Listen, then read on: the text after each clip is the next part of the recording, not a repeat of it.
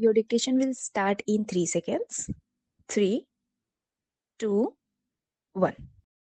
Mr. Deputy Chairman, Sir, I would at the outset like to thank the honorable members who have taken part in this discussion for drawing the attention of this House to a very valuable report.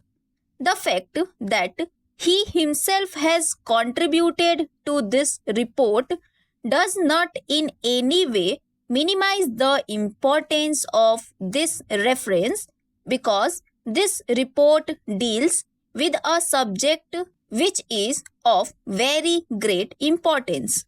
But because it has not any immediate sensational impact, there is sometimes a tendency for such reports to be overlooked, and from that point of view, Shri Bhargava certainly deserves the thanks of this House, and I think the thanks of my ministry for having drawn its pointed attention to this report.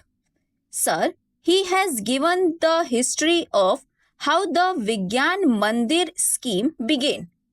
I do not want to go into very great detail of that, but the honorable members of this House will remember that the idea was originally mooted in 1983. There was only one institution established at that time.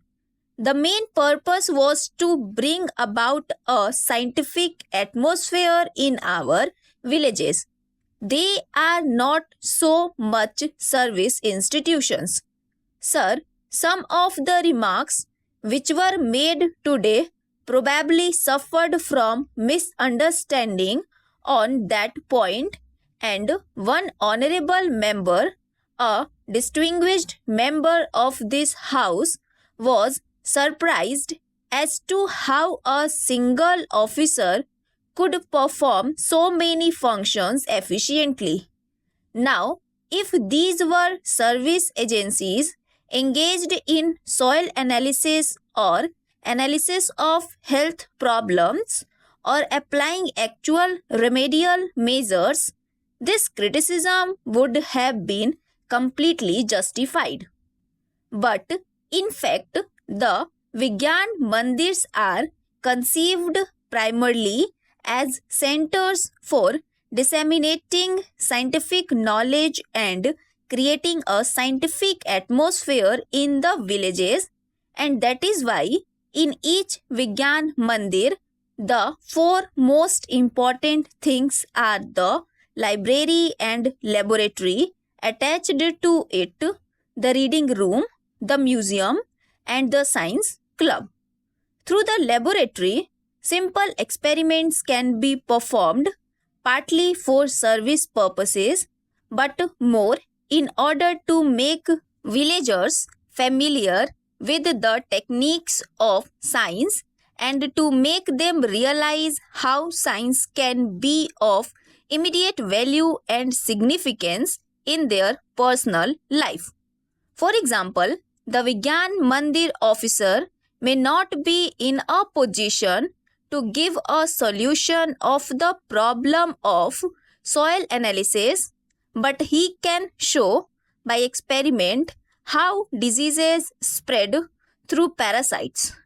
Of course, this knowledge is becoming fairly widespread in the country now, but in spite of that, there are areas in the country where anything which is done to spread such knowledge could be valuable. Then the reading room with scientific literature is there.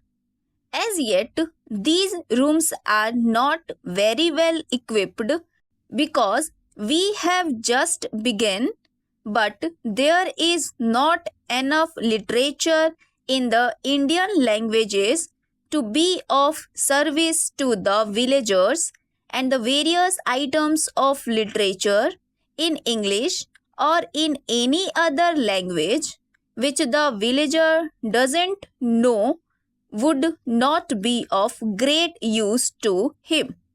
The Science Museum has a dual purpose. On the one hand, of making the people in the locality aware of what are the scientific potentialities of the various objects of interest from the scientific or other points of view for those particular localities, but there is also the other purpose that through those science museums, a spirit of inquiry is inculcated in the young men.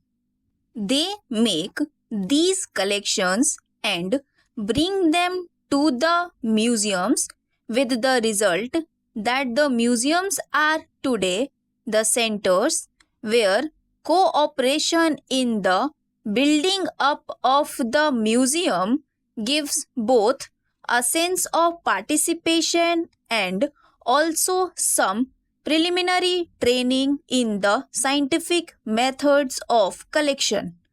Then there are the science clubs, which also have the same purpose on a larger scale by trying to bring the schools into the picture. The teachers and the pupils of the schools would be the nucleus of the science clubs, and through them, gradually, scientific knowledge and scientific attitude would percolate among the older generation. These are the main purposes, and if we keep them in view, the Vigyan Mandirs are essentially centers for dissemination of knowledge and only secondarily service institutions. We have actually decided that wherever any health clinic is established or any soil analysis station is established by the ministry concerned, the Vigyan Mandirs will no longer perform these services but refer the people to the more developed institutions run by the respective ministries.